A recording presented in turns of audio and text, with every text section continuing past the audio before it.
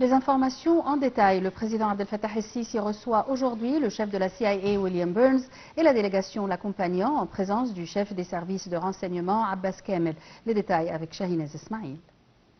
Selon le porte-parole de la présidence de la République, William Burns a transmis au président Abdel Fattah el-Sisi les salutations du président américain Joe Biden, lui exprimant l'appréciation des États-Unis pour le partenariat stratégique reliant les deux pays.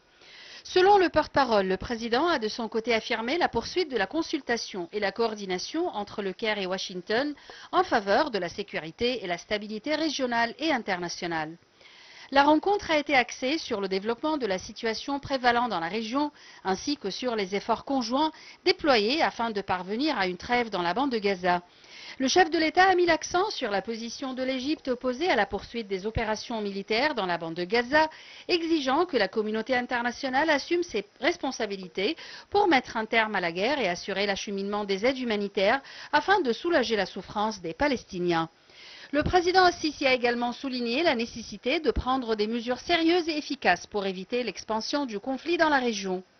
De son côté, le chef de la CIA a loué les efforts déployés par l'Égypte afin de parvenir à une trêve et pour acheminer les aides aux Palestiniens.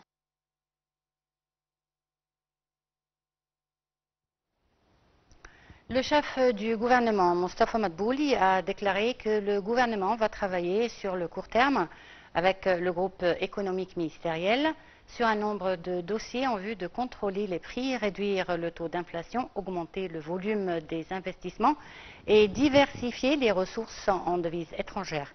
Madbouli a ajouté qu'un grand intérêt sera accordé aux dossiers de l'éducation, de la santé et de l'industrie.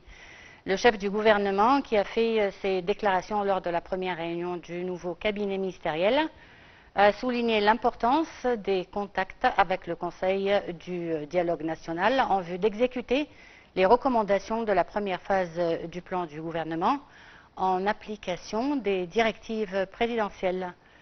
Le Premier ministre a ensuite tenu une conférence de presse au cours de laquelle il a passé en revue le plan du gouvernement durant les 3 prochaines années. L'armée de l'occupation israélienne a